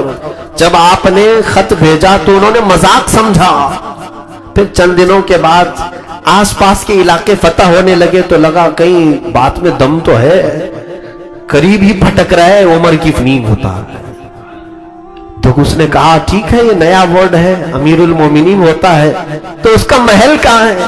پھر انہوں نے ہنس دیا، کہا ان کا محل بھی نہیں ہوتا ہے. اسلام میں یہ چیز رکھی نہیں گئی تھی، ان کا محل بھی نہیں ہوتا. پھر ان لوگوں نے پوچھا کہ ٹھیک ہے محل بھی نہیں ہوتا تو رہتا کہاں ہے. تو صحابہ نے کہا دیکھو مسجد نبوی کے آگے جنت البقیع کے پاس ایک پیلو کا درخت ہے، اس درخت کی چھاؤں میں سو رہا ہو دوپہر کے وقت. یہ وقت کے امیر المومنین کا پتہ بتا رہے لوگ. تو وہ قیصر و کسریٰ کے قاصد آئے، ڈھونڈتے ہوئے دیکھا دوپہر کی گرمی میں درخت کے سائے میں کوئی نہیں ہے، تنہا ایک چادر بچھا کر حضرت عمر فاروق آرام کر رہے ہیں قیلولے میں. تو کچھ لوگ وہاں جو کھڑے تھے کہا یہ ہے عمر جس کے خوف سے قیصر و کسریٰ وہاں بیٹھ کر کانپ رہے ہیں، وہ ڈر رہے ہیں، ہم کو دیکھنے کے لیے بھیجے. اتنا معمولی آدمی کیوں نہ ہم اس کا قتل کر کے نکل جائیں. حضرت عمر بیدار ہوئے اور کہا جو تم دل میں سوچ رہے وہ اللہ کبھی ہونے نہیں دے گا. میرا رب میرا محافظ ہے. ان کے ہاتھوں سے تلواریں چھوٹ گئی. کہا یہ اور طاقت ہے، یہ کوئی اور طاقت ہے. اور اس کے بعد جا کر قیصر و کسریٰ کو انہوں نے بتایا بھی کہ ایسے ایسے وہ رہتا ہے. حضرت عمر نے کہا جاؤ تمہارے بادشاہوں کو یہ پیغام دو کہ عمر کو ڈر اس لیے نہیں ہے کہ ہم نے غریبوں کے خون پر کرسی نہیں بچھائی، اللہ اس کے رسول کی محبت نے ہم کو اس مقام پر پہنچایا ہے، اور تمہارے بادشاہوں نے ظلم و زیادتی سے اپنی کرسی بچھائی ہے. اور وہ ڈرتے ہی رہیں گے، آگے پیچھے 10 گاڑیاں لے کے چلیں گے ہی نا، کیونکہ ڈر ہے، خوف ہے. آج بھی دیکھیں کھلے عام نہیں آ سکیں گے، ساری سیکورٹی کے ساتھ ہی آنا پڑے گا، کیونکہ مار دیں گے. اتنی مندی جو کر کے رکھے ہو، لوگوں کو محتاج بنا کر کے رکھے ہو، لوگ غز و غضب میں آ جائیں گے، دامن پکڑ لیں گے. ڈر ہے حکما کو. عدل کرنے والا خوف کس بات کا کرے گا. ارے عدل کرنے والے کے لیے لوگ اپنی پلکیں بچھاتے ہیں، لوگ اس کے لیے دعائیں کیا کرتے ہیں، لوگ اس کے لیے عزت و آبرو کی دعائیں کرتے ہیں. دیکھو آپ نے ترکی میں ہوا بھی تھا، اس وقت کے زعیم اور لیڈر کو فوج نے بغاوت کی تو وہاں کی رعایا سڑکوں پر آ گئی اور راستوں پر سو گئے، اور فوج سے کہا اگر ہمارے لیڈر کے خلاف تم نے بغاوت کی ہے تو ٹینک پہلے ہمارے اوپر چلاؤ، بعد میں اس اسلام کے عظیم لیڈر پر. قوم آ جائے گی. کیوں؟ عدل و انصاف اگر ان کے ساتھ کرتے ہو. کیونکہ اللہ رب العزت نے تمہیں اگر بادشاہت دی ہے، حکومت دی ہے، تخت عطا کیا ہے تو عدل و انصاف کا ہاتھ نہ چھوڑو. وہ حضرت عمر جیسی عدالت دنیا میں کوئی نظیر بھی نہیں لا سکتا. خیر قیصر اور کسریٰ کے پاس پہنچ بھی گئی حضرت عمر کی فوج، اور قیصر اور کسریٰ کو بھاگنے پر مجبور بھی کیا. سارے ملک فتح بھی ہوئے، ایران اسلام میں آیا، روم اسلام میں آیا. ایک بہت نکتے کی بات میں بتاتا ہوں. ایران میں آج سب سے زیادہ شیعہ ہیں، بلکہ ان کا جو نیشنل ریلیجن ہے وہ بھی شیعہ ہے. اسلام تو بتاتے ہیں لیکن شیعہ ہیں. اور وہاں کے شیعہ علماء جو سب سے زیادہ اگر دشمنی کرتے ہیں تو حضرت ابو بکر اور حضرت عمر سے. ان بے وقوفوں کو یہ معلوم ہونا چاہیے کہ ایران اسلام میں آیا بھی ہے تو عمر کی بدولت آیا ہے، اور اسی عمر کو کوستے ہیں لوگ. حضرت عمر فاروق رضی اللہ تعالیٰ عنہ نے فتح کیا ہے، آپ کی فوجوں نے فتح کیا. اب دیکھیں جو بات میں بتانا چاہ رہا ہوں، خوف اور ڈر دل سے نکالو اور لوگوں کی ہیبت بھی نکالو. جو صحابہ قیصر اور کسریٰ کے محلات فتح کر کے آئے تھے تو قیصر بادشاہ کے محل میں جو چیزیں قیمتی قیمتی تھیں وہ سب لے لیا، مال غنیمت ہے نا۔ کہا کہ ہم استعمال نہیں کریں گے، خلیفۃ الاسلام، خلیفہ رسول، امیر المومنین کے پاس لے کر چلیں گے۔ سنا ہے تاریخ میں قیصر کے پاس ایک قالین تھی، وہ دنیا کی سب سے مہنگی قالین، بادشاہ کی کرسی جس پر رکھی جاتی تھی، کرسی کے آس پاس ایک قالین بچھائی جاتی تھی۔ اچھا، اگر بادشاہ کسی سے زیادہ خوش ہو جاتا، بہت بڑا کسی کو انعام دینا ہوتا، تو 5 منٹ 10 منٹ اس قالین پر اس کو بٹھایا جاتا، اور پھر وہ جا کر دنیا میں فخر کرتا، میں قیصر کی قالین پر بیٹھا ہوا آدمی، فخر کرتا اس قالین پر جو بیٹھ کر کے آتا، کیونکہ اس زمانے میں قالین کا رواج نہیں رہا ہوگا، یا پھر وہ بہت مہنگی قالین ہوگی۔ اب جب قیصر اور کسریٰ کی حکومتیں ختم ہوئی، وہ قالین بھی مسلمانوں کے ہاتھ آ گئی۔ کہا کہ چلو حضرت عمر کے پاس لے چلتے، سارا مال لے کر کے جب وہ مدینے میں آئے، حضرت عمر سے کہا امیر المومنین، یہ قیصر کی کرسی اس پر رکھی جاتی تھی اور یہ دنیا کی سب سے مہنگی قالین، حضرت عمر نے قبول کیا، لاؤ۔ اور اس کا کیا کیا؟ کہا مسجد نبوی کے دروازے کے باہر پیر پوچھنے کے لیے رکھ دو، کہ یہ رسول اللہ کے غلاموں کے قدموں کے نیچے ہی رہے، اس کی وہی حال کیفیت، بس اس کی اہمیت اتنی ہے۔ حضرت عمر نے مسجد نبوی کے باہر بچھوا دیا، ہاں مسجد میں اندر بھی نہیں کہ سجدہ کر کے بھی کوئی فخر کرے، بلکہ پیر پوچھ کر کے آؤ، پھر یہ دنیا کو میسج دو، جہاں رسول عربی کے غلام پیر پوچھتے ہیں وہاں قیصر و کسریٰ کی کرسیاں لگتی ہیں، بادشاہوں کی کرسیاں جہاں پر لگی جاتی ہیں وہ رسول پاک کے غلاموں کے قدم بھی نہیں لگتی۔ عزیزان گرامی، حضرت عمر نے ایک مزاج دیا ہے، جو کچھ بھی تمہاری عزت ہے وہ رسول پاک۔ عمر فاروق رضی اللہ تعالیٰ عنہ نے مسلمانوں کو بار بار یہ مخاطب کر کے فرمایا، اے ایمان والو، تمہیں جو عزت ہے وہ رسول پاک کی بدولت ہے، رسول کریم صلی اللہ علیہ وسلم کی وجہ سے ہے۔ اس کو کبھی نہ بھولنا کہ تمہاری اپنی پرسنالٹی کچھ ہے، اس کی وجہ سے تمہیں آج کچھ مقام ملا ہے۔ یہاں پر بھی آج میں پھر سے کہوں گا، پورے میسج، میرا میسج دور دور تک جائے، اگر سن لو، لوگ اب صحابہ بک گئے بازار مصطفیٰ میں، پھر ان کی بولی لگانے والا کوئی نہیں تھا، ان کو خریدنے والا کوئی نہیں تھا۔ آج ہم اپنی بلبوتے عزت بنانے کی کوشش کر رہے ہیں۔ تم زندگی کے شب و روز میرے آقا کی تعلیمات کے مطابق ہوں گے، میں بھی جیوں گا سنت نبی کے مطابق، لوگوں کو بھی جینے کی دعوت دوں گا سنت نبی کے مطابق۔ جب تم یہ مشن پر چلو گے، پھر عزت تمہارے گھر کی کنیز ہوگی، پھر عزت تمہارے پاس آئے گی۔ حضرت عمر فاروق رضی اللہ تعالیٰ عنہ کا حال یہ ہے، مسلمانوں سے یہی کہا کرتے تھے سیدنا عمر فاروق رضی اللہ تعالیٰ عنہ کہ اے لوگوں، جو کچھ بھی عزت ملی ہے وہ رسول اللہ کی بدولت ملی۔ جب آپ خلیفہ بنے حضرت ابو بکر صدیق کے بعد، آپ کو لوگوں نے کھڑا کیا منبر پر، تو سب سے پہلا جو خطبہ آپ نے دیا وہ یہی کہا کہ اے لوگوں، عمر کے پاس اپنا کچھ نہیں ہے، مجھ سے پہلے جو گزر چکے رسول پاک صلی اللہ علیہ وسلم اور حضرت ابو بکر، انہی کا سارا طریقہ ہے۔ میں قسم کھا کر کہتا ہوں، جس چیز کا بھی تمہیں میں حکم دوں گا، انہی دو لوگوں کے احکام میں سے حکم دوں گا۔ یہ نہیں کہ میں اپنا ایک سسٹم چلاؤں گا، میں ایک اپنی رعایت چلاؤں گا۔ حضرت عمر فاروق رضی اللہ تعالیٰ عنہ منبر رسول پر کھڑے ہیں، امام حسین رضی اللہ تعالیٰ عنہ چھوٹی عمر میں تھے، آئے مسجد نبوی میں، اندر داخل ہوئے، حضرت عمر فاروق خطبہ دے رہے تھے، بلند آواز سے امام حسین نے کہا، اے عمر، میرے نانا کے منبر سے اتر جاؤ، یہ میرے باپ کا منبر ہے۔ حضور کو وہ ابا کہتے تھے، حضور نے بھی ان کو بیٹا کہا، کیونکہ حضور کی اولاد بھی حسنین کریمین سے ہی چلی۔ کہا یہ میرے باپ کا منبر ہے۔ حضرت عمر بیچ خطبے میں اتر آئے، یہ نہیں کہ جمعہ کا خطبہ کمپلیٹ کر لوں، خطبہ چھوڑ دیا اور نیچے آ گئے۔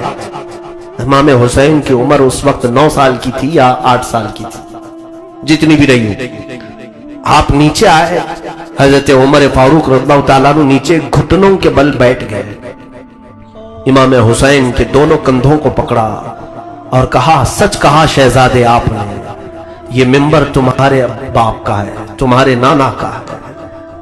حضرت حسین نے کہا کہ اترو میرے باپ کے منبر سے اور اپنے باپ کے منبر پر جاؤ۔ حضرت عمر نے کہا میرے باپ کا کوئی ممبر نہیں، ہمیں جو ممبر ملا ہے وہ تمہارے نانا کی وجہ سے ملا ہے، وہ تمہارے گھر سے ملا ہے، ہمارا اپنا کوئی ممبر نہیں۔ تب امام حسین نے کہا اچھا تمہارا کوئی ممبر نہیں، میرے باپ کی ممبر سے بولنا ہے پھر بولو۔ حضرت عمر پھر کھڑے ہو گئے، یہ بتانا تھا لوگوں کو کہ اے لوگوں، عزت جو کچھ بھی ہے وہ رسول کے گھر سے، یہاں سے رشتے مضبوط رکھو، یہاں سے اپنی عزتیں تمہاری کائنات میں چھا جائیں گی، اور اس گھر کو چھوڑ کر کے تمہاری کوئی عزت نہیں ہے۔ آج جو لوگ سوچ رہے ہیں کہ میں نام چھپا دوں، آئیڈینٹیٹی چھپا دوں، شناخت چھپا دوں تاکہ لوگ میری عزت کرنے لگ جائیں، اور مارے جاؤ گے اور ختم کیے جاؤ گے۔ حضور پاک صلی اللہ تعالی علیہ وسلم کی نسبت سے ہی حضرت عمر کے پورے اعمال تھے۔ دیکھیں آپ بیت المقدس جب فتح ہوا تب کیا حالات تھے۔ سیدنا عمر ابن خطاب رضی اللہ تعالیٰ عنہ کو ابو عبیدہ بن جراح رضی اللہ تعالیٰ عنہ خبر دیتے ہیں کہ آپ تشریف لائے بیت المقدس میں، آپ کے ذریعے سے نماز شروع ہوگی۔ حضرت عمر چل پڑے اپنے غلام کو لے کر کے، اور وہ بھی کیا شان ہے امیر المومنین کی، عدل، مساوات، انصاف میں ایسا کوئی کر کے دکھائے ہمیں۔ حضرت عمر کے ساتھ ایک سواری ہے، ایک گھوڑا یا ایک خچر، اپنے غلام سے کہتے ہیں سفر لمبا ہے، تم ساتھ میں رہو گے یہ ضروری بھی ہے، لیکن ہم دونوں آپس میں ایک بات طے کر لیتے ہیں، ایک میل میں بیٹھوں گا، ایک میل تم بیٹھو گے۔ غلام کے ساتھ کوئی ایسا معاملہ کرتا ہے؟ سیدنا عمر فاروق نے یہ کر کے دکھایا، اور ایک میل آپ گھوڑے پر سوار ہوتے، ان کا غلام رسی پکڑ کر کے چلتا، ایک میل ہوتے ہی آپ اتر جاتے اور غلام سے کہتے اب تو بیٹھ، میں رسی پکڑ کے چلتا، کیونکہ خدا کا خوف بھی اتنا دل میں تھا۔ اتفاق دیکھیں جب فلسطین پہنچے علاقہ بیت المقدس کے پاس تو لوگوں کو خبر ہو گئی تھی، وہاں کے عیسائی سارے لوگ باہر آ گئے تھے امیر المومنین کو دیکھنے کے لیے۔ لوگ بہت سارے اس وقت شہر میں نام تو سنے تھے امیر المومنین کا، دیکھا نہیں تھا، سب باہر آئے۔ اتفاق ایسا کہ اس وقت گھوڑے پر سوار ہونے کی باری غلام کی تھی، غلام بیٹھا ہوا تھا اور آپ رسی پکڑ کے چل رہے تھے۔ تو لوگ جیسے ہی آئے سبوں نے امیر المومنین کو پکارا، کہا عمر ظاہر ہو گئے، اور آپ کی تعریف میں لوگ بولنے لگے اور اسی غلام کی طرف بڑھنے لگے۔ سارے لوگ دیکھا نہیں تھا۔ پیچھے سے ایک صحابی نے حضرت غالباً ابو عبیدہ نے پکار کر کے کہا اے لوگوں، وہ امیر المومنین نہیں جو گھوڑے پر بیٹھا ہے، امیر المومنین تو رسی پکڑ کر کے آ رہا ہے۔ لوگوں نے کہا کیا امیر المومنین غلام کی رسی پکڑ کے جاتے ہیں؟ کہا یہ ایمان والوں کا امیر ہے، اس نے عدل سے پوری دنیا کو بھر دیا ہے۔ حضرت عمر فاروق رضی اللہ تعالیٰ عنہ کو اس وقت جب یہ پکارا گیا امیر المومنین، آپ کی عزت بلند ہو، آپ کی عزت بلند ہو، جیسے نعرے لگتے، آپ رونے لگ گئے۔ سارے لوگوں کو جمع کیا اور ایک اونچے ٹیلے پر کھڑے ہو گئے، کہا اے لوگوں آؤ میں اپنی حقیقت تمہیں آج بتا دیتا ہوں، مجھے آج تم لوگ اس حالت میں دیکھ رہے ہو، آؤ میں آج تمہیں اپنی حقیقت بتا دیتا ہوں۔ یہ اس وقت کی بات ہے جب عمر فاروق کی حکومت جانتے 36 لاکھ مربع کلومیٹر پر تھی، 36 لاکھ اسکوائر کلومیٹر پر تنہا مالک تھے آپ کا رعب و دبدبہ چلتا تھا، آپ کے احکام نافذ ہوتے تھے۔ 36 لاکھ اسکوائر کلومیٹر معمولی بات نہیں، کئی ملک اس کے اندر آتے تھے عرب کے۔ اس وقت حضرت امیر المومنین عمر ابن خطاب رو رہے ہیں اور لوگوں کو جمع کر کے کہتے ہیں سنو میری تاریخ، تم سننا چاہتے ہو میں بتاتا ہوں اپنے آپ کو۔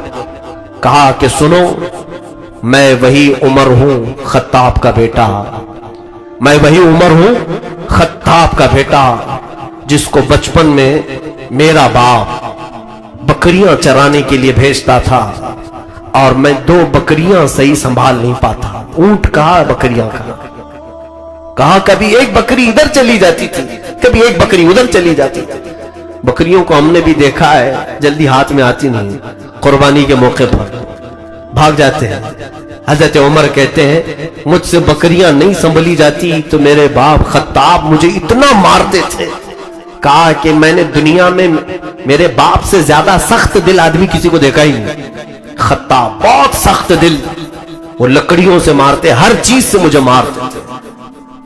خطاب حضرت عمر کو مارتے تھے، باپ بیٹے کو کیوں بکریاں نہیں سنبھال پاتا، دو بکریوں کو صحیح لائن میں نہیں لگا پاتا۔ حضرت عمر رونے لگے، اے لوگوں، آج لاکھوں مسلمانوں کو عمر تنہا ہانک رہا ہے، یہ رسول اللہ کی برکت ہے۔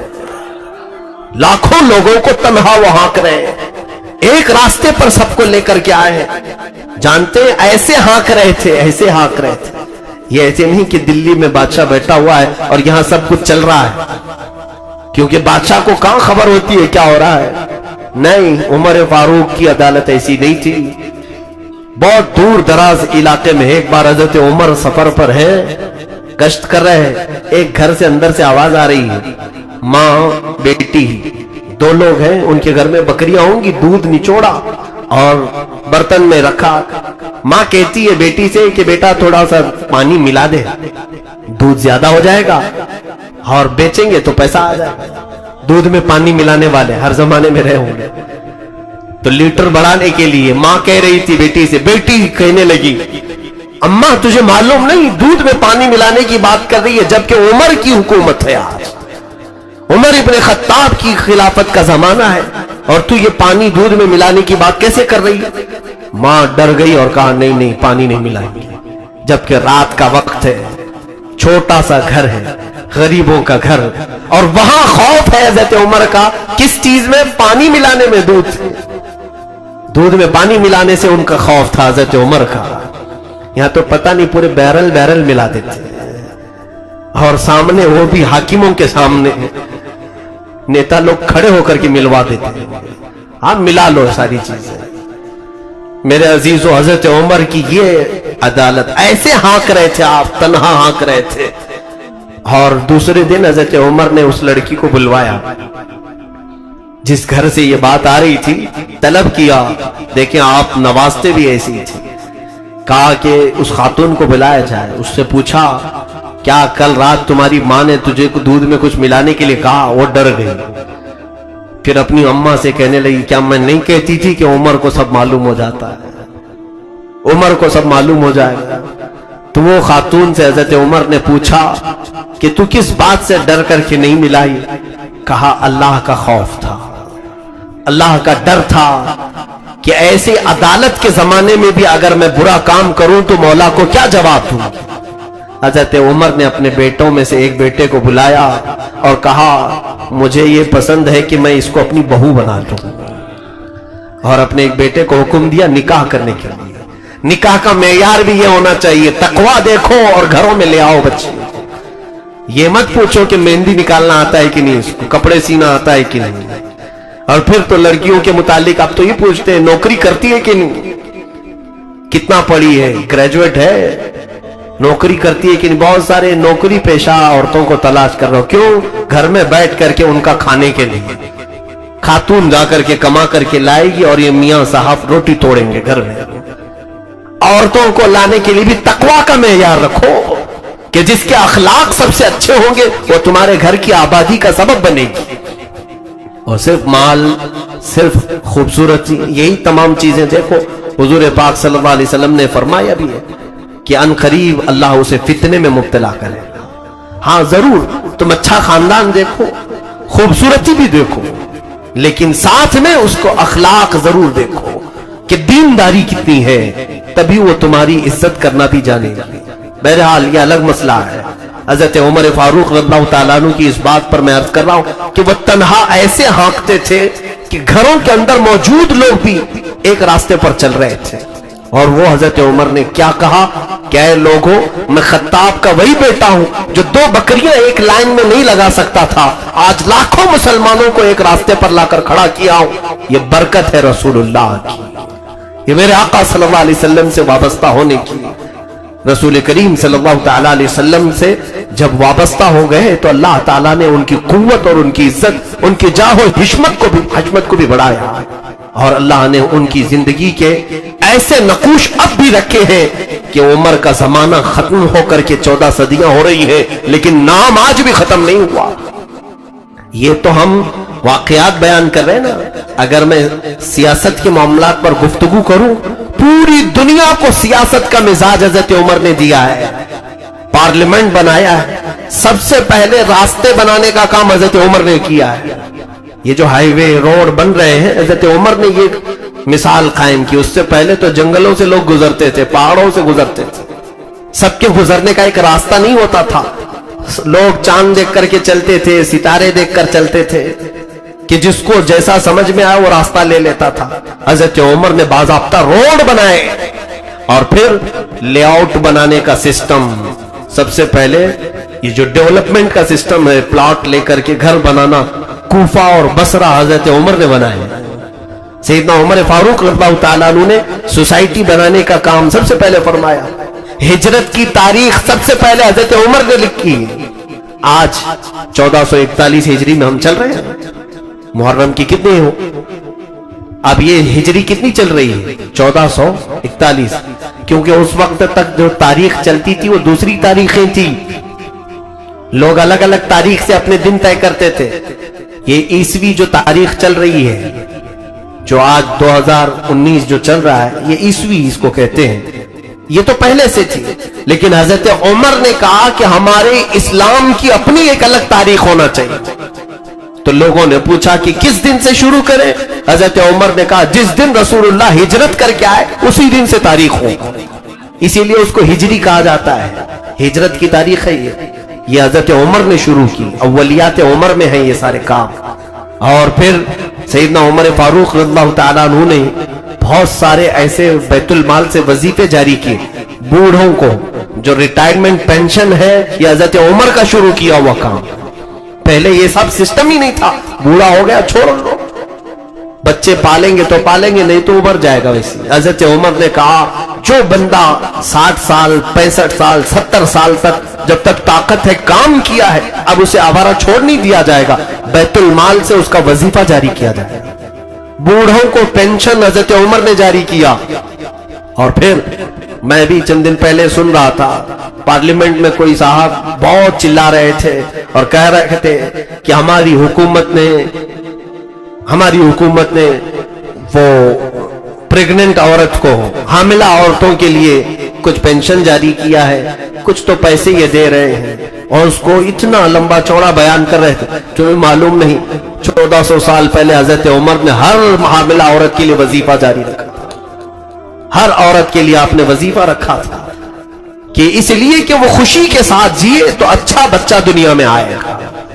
کہ اس کو کھانے پینے کی کمی یا فکروں کی کمی یا فکریں لاحق نہ ہو. یہ حضرت عمر کی اولیات میں سے ہے. ان کے علاوہ کئی مساجد میں آپ نے لوگوں کو پڑھانے کے لیے مقرر کیا.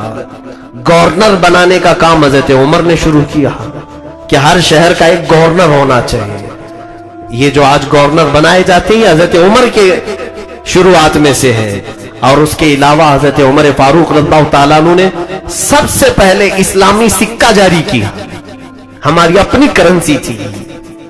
ایسا نہیں کہ ہم دوسروں کے پیسوں پر جی رہے تھے، کیونکہ اسلام کو ایک پوری کا پورا ایک نظام بنا کر کے حضرت عمر نے پیش کیا. جب ہماری اپنی سلطنت ہے، اپنی ایک شان ہے، تو حضرت عمر نے اپنا سکہ جاری کیا، اسلامی سکہ. اور وہ سونے کا سکہ ہوتا تھا، چاندی کا سکہ ہوتا تھا، درہم و دینار. اور اس پر جو آپ نے نقش ثبت کیا تھا، تو بعض روایات میں ہے کہ حضور پاک صلی اللہ علیہ وسلم کا نام مبارک آپ نے لکھا تھا اور یہ سکے چلائے. میرے عزیزوں، یہاں سکوں کی بات آئی ہے تو میں کہتا ہوں کہ اسلام نے کرنسی کا جو معیار دیا ہے وہ ویلیویبل کرنسی تھی. یعنی سونے کے سکے اور چاندی کے سکے. اور دنیا نے آج تمہارے سے سب چھین لیا، کاغذ کے نوٹ پکڑا دیے، لال پیلے ہرے نیلے نوٹ آ گئے. ان کی اپنی کیا ویلیو ہے؟ جس دن رات کے 9 بجے صاحب کہہ دے بند ہو گئی تو یہ نوٹ کچرے کے باؤ میں بھی نہیں جائے گی. آپ بدل لو جلدی سے، نہیں تو یہ کچرا ہو جائے گی. اس کی اپنی ویلیو نہیں. لیکن اسلام کا مزاج یہ ہے کہ جو کرنسی دی گئی تھی وہ سونے کے تھے اور چاندی کے تھے.